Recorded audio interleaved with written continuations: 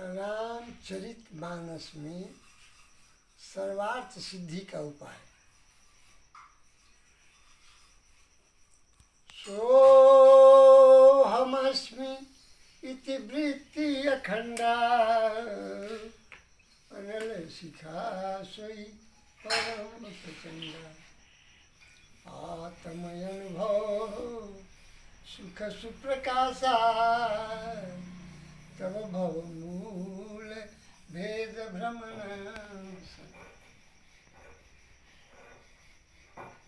बिनु विज्ञान की समताया वही कोई अवकाश की नभ बिन पावई। श्रद्धा बिना धर्म नहीं होई बिनु महिगंध की पावई कोई। बिन तप तेज कर विस्तारा जल बिनु रस की होई संसारा। शील की बिनु बिनु बुध सेवकाई बिनु तप तेजन रूप गोसाई। भगति करत बिनु जतन प्रयासा संस्कृति मूल अविद्या नाशा। भोजन करिया तृप्ति हित लागी जिमि सोरसन पचय जठराई। अस हरि भक्ति सुगम सुखदाई को यस मूढ़ न जानि सुराई। हरि भक्ति कैसा सुगम है और सबके लिए सुखदाई है। जैसे आप भोजन करते हैं तृप्ति के लिए, भूख लगी भोजन कर लिए, प्यास लगी पानी पी लिए, लेकिन जठराग्नि में जा करके वह किस प्रकार रूपांतरित हुआ और किस प्रकार से विभिन्न अंगों का पोषण कर रहा है, इसके लिए आपको चिंता तो नहीं करना पड़ता, आप निश्चिंत हैं। उसी तरह से भक्ति करत बिनु जतन प्रयासा संस्कृति मूल अविद्या नाशा। उसी तरह से भक्ति के चलते बिल्कुल मनुष्य निश्चिंत रहता है और उसका सब काम अपने आप हो जाता है। अरे बड़ी बढ़िया बात आ गया है वहाँ पर प्रसंग, जब सबरी के साथ राम मिले हैं और समझा रहे हैं बड़ी प्रेम से, बहुत आह्लादित होकर उसके साथ। नवधा भक्ति कहूँ तो ही पाई सावधान सुन धरु मन माही। प्रथम भक्ति संतन कर श्रृंगार दूसरी अति बम तथा प्रसंगा। गुरुपद पंकज सेवा तीसरी भगति अमान। चौथी भगति मम गुण गण करे कपट तजिगान। मंत्र जाप मम दृढ़ विश्वास पंचम भजन सुवेद प्रकाश। छठदम शील विरति बहु कर्मा निरत निरंतर सज्जन धर्म। सातम सम मोहिमय जग देखा मोहित अधिक संत कर लेखा। आठम जथा लाभ संतोषा सपने नहीं देखे पर दोषा। नवम सरल सब सन छलहीना मम भरोसे यह सन दीना। नवम एक जिनके होई नारी पुरुष सचराचर कोई। सोई अतिशय प्रिय भामिनी मोरे सकल प्रकार भगत गिरतो। जोग वृंद दुर्लभ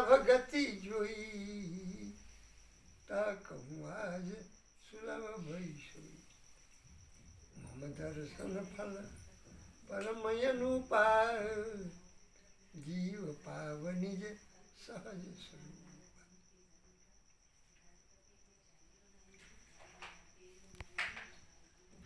बहुत रहस्यमय और आनंदमय विषय है कि भगवान राम सब कुछ जानते हुए भी सभी चीज़ों से अपने को अनभिज्ञ और अनजान सा प्रदर्शित करते हैं। हर बात में पूछते हैं, यहाँ तक कि जब सीता का हरण हो गया, रावण हरण करके ले गया, तो राम ये सब पहले से जानते थे। और लक्ष्मण जब गए हुए थे फल फूल इत्यादि लाने के लिए इनकी सेवा में, उसी समय सीता जी को अकेले पा करके एक बात कहे, सुनहु प्रिया व्रत रुचिर सुशीला, अब कछु करब ललित नर लीला, तुम पावक मोह करहु निभाषा, जब लगी करो निशाचर नासा। ऐ सीता, कुछ नर लीला मैं करना चाहता हूँ, तो तुम तब तक अग्नि में रहो जब तक मैं निशाचरों का नाश न करूँ। और अजीब बात है कि जब अगस्त ऋषि के आश्रम पर पहुँचे थे तो अन्य लोगों से तो बताए कि हम दशरथ के लड़के हैं, फलाना के वनवास दिया गया है, मैं आया हूँ, लेकिन यहाँ पर कुछ नहीं बोलते हैं। कहते क्या है राम कि तुम जानहु जेहि कारण आयऊँ, ताते तातन कही समझाई, अब सो मंत्र देहु प्रभु मोई, यही प्रकार मारो मुनि। सीधे प्रश्न करते हैं कि हे अगस्त जी, अब हमको वह मंत्र दीजिए जिससे मैं मुनिद्रोही का वध करूं, यानी सीधे रावण का वध करूं, इसी के लिए पूछते हैं अप्रत्यक्ष।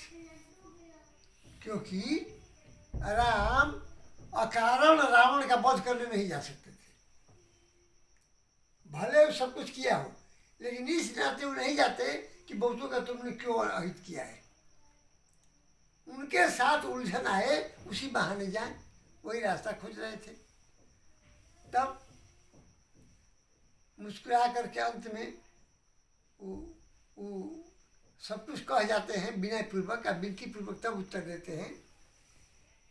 ये सब कह जाते हैं कि आप क्यों पूछते हैं, तुम्हारे ही भजन, वही कुंभजय ऋषि कह रहे हैं राम से कि तुम्हारा ही भजन प्रभाव आधारी, जानू महिमा कछुक तुम्हारी।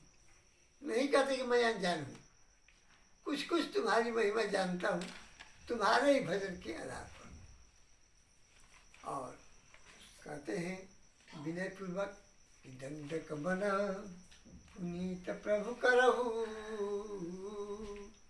उग्र साप मुनिवर कर बास करहु तो रघुकुल राया, की जय सकल मुनि ने परदाया। वही दंडकारण्य में पंचवटी में बास करने के लिए इशारा करते हैं, और वहाँ जा कर के सीता और लक्ष्मण के साथ राम बास लेते हैं। और वहीं पर जब वो जगह में फल मूल इत्यादि लाने जाते हैं लक्ष्मण, तो सीता जी को सब कुछ समझाते हैं और वो अग्नि में बास कर जाती है। यहाँ तक तुलसीदास लिख रहे हैं कि लक्ष्मण हूँ यह हमारा मन जाना, जो कछु चरित रचा भगवान। लक्ष्मण नहीं जानते थे इस बल को। वहाँ क्या होता है लंका में कि जब रावण मारा जाता है, रावण का वध हो जाता है, सब आते हैं, संत इत्यादि सब प्रार्थना करके जाते हैं। यहाँ तक कि दशरथ जी भी वहाँ आकर मिलते हैं, सब कुछ होता है। लेकिन उसी क्रम में एक घटना होती है कि विभीषण को राज दे दिया गया, सब कुछ हो गया। सीता जी भी वहीं पर पंचवटी में थी हनुमान जी प्रार्थना करते हैं, याद दिलाते हैं कि सीता जी को कहीं तरह लाया जाए। कहते हैं कि जाओ देख कर आओ कैसी है। आकर के संवाद सब सूचना देते हैं। इसके बाद राम आदेश देते हैं कि विभीषण के साथ जाओ, अब जा करके उनको लाओ। तो वो लोग वहाँ पर गए, तो वहाँ सब कुछ स्नान करा कर सब विधिवत वो विभीषण सब कुछ सेवा करके सब तैयार करके वहाँ से पालकी से लाते हैं। तो बंदर सब दौड़ दौड़ के देखने जा रहे थे माँ को। तो बोले कि पालकी से नीचे उतर करके सीता जी को कहिए पैदल आ गए, ताकि आराम से ये सब देख सके, माँ का दर्शन कर सके। तो पैदल सीता जी आ रही है। तो लक्ष्मण से उनके आने के पहले ही अभी आ रही सीता जी, और उधर अभी थोड़ा सा दूरी है, गैप है बहुत। उसी बीच में लक्ष्मण को इशारा करते हैं कि लक्ष्मण तुमको अग्नि प्रकट करना होगा और सीता की उसमें मैं परीक्षा लूँगा, सीता उसमें से होती हुई निकलेगी। तो बोलते क्या है वहाँ पर लक्ष्मण कि ऐसा नहीं हो सकता, ऐसा यदि कीजिएगा तो आपके साथ युद्ध होगा, क्योंकि वो हमारी माँ है और परम पवित्र है। मैं जानता हूँ उन पर अनावश्यक संदेह करने की और अग्नि परीक्षा की सब कोई बात ही नहीं हो सकती। तब लाचार होकर वो इशारा कर देते हैं कि सीता उसी में है, अग्नि में ही बात की है और अग्नि देवता ही लेकर आएगी प्रकट होकर के। और ये सीता का नकली स्वरूप था, छाया। ऐसे कि लक्ष्मण जब नहीं जा रहे थे राम को लाने के लिए वहाँ, जबकि हाय लक्ष्मण चिल्लाया, मारीच मरते वक्त जान कर चिल्लाया कि सुन करके सीता वहाँ से विदा करेगी कि जाइए लाने, तो सुनसान हो जाएगा, क्योंकि यहाँ तो रावण को हरण करना था और उसी के लिए इसे उपाय कराया था। तो जब वहाँ पर आवाज़ देता है वो मारीच, ये सुनते हैं तो समझ गए कि राम ऐसा नहीं कर सकते, हाँ लक्ष्मण यही कर रहा है, दुष्ट जो है मारा गया है। लेकिन सीता उनको तंग कर देती है। तो तुलसीदास लिखते हैं कि मरम बचन जब सीता बोला, सीता बोली नहीं लिखते हैं, बोला, क्योंकि प्रतिबिंब बोला, प्रतिबिंब पुल्लिंग है और सीता स्त्रीलिंग है, इसलिए प्रतिबिंब बोला। बोलते तो नहीं कि प्रतिबिंब बोला, लेकिन मरम वचन जब सीता बोला, यह पढ़िएगा। मती डोली इस तो स्त्रीलिंग में है, वहाँ भी बोली लिखने में ठीक होता, लेकिन बोली न बोल के बोला बोलते हैं। मरम वचन जब सीता बोला यानी प्रतिबिंब बोला, यानी लक्ष्मण भी यह मर्म नहीं जानते थे। तभी वो गए जंगल में, ये जानते कि नकली सीता है तो अवहेलना भी कर देते बात की, वो नहीं जाते। लेकिन वो जान गए कि ये माँ है हमारी, वही सीता जी हैं, वही बोल रही है, क्यों बोल रही है, बहुत उनको पीड़ा हुई, लेकिन चले गए तो इसे सीताहरण हो गया। तो वहाँ जब ले करके आ रहे हैं सब विभीषण वगैरह सब कोई, अब वो पैदल चलती आ रही हैं, चारों बनर हैं किनारे, वहाँ समूची जात धानी यानी समूची राक्षसी वगैरह सब आई हुई है, सब देख रही है हाथ जोड़ करके। उतने में राम कुछ अटपटी बात बोलते हैं और तब सीता जी क्या कहती हैं कि लक्ष्मण हो धर्म के नेगी पावक प्रगट करो तुम देगी। हे लक्ष्मण, आप धर्म का साक्षी बनिए और जल्दी अग्नि प्रकट कीजिए। तो पहले से लक्ष्मण सब जमा किए हुए थे लकड़ी फकड़ी, क्योंकि वो तो इशारा किए ही थे राम कि तुम अग्नि परीक्षा यहाँ होगा, तुमको जलाना होगा। तो अग्नि प्रज्वलित कर दिए, सीता जी उसमें प्रवेश कर गई और अग्नि देवता आ गए और सीता जी को लेते हुए साक्षी रूप में वहाँ राम को भेंट किए।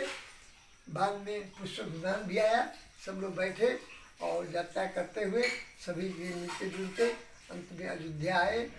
और अयोध्या में आने के बाद इनकी जो तपस्या थी पूरी हो चली थी, 14 वर्ष इनकी धर्म थी। क्यों कि एक और वो जंगल में हैं और एक और ये भी जंगले में रह करके शासन चलाते थे खड़ाऊँ के आदेश से। जो कुछ होता था समर्पित करते थे खड़ाओं को, उनसे जो आज्ञा उनके हृदय में मिलती थी उसके अनुकूल सारा कार्य करते थे भरत जी। तो भरत जी के यहाँ हनुमान जी को भेज दिया गया था, सूचना दे दिए थे, सब कुछ हुआ, इधर राज हुआ। राम राज्य बैठे त्रैलोका, हर्षित भय गए सब शोका। भैरन कर काहू सन कोई, राम प्रताप विषमता खोई। बोलिए राजा राम की जय।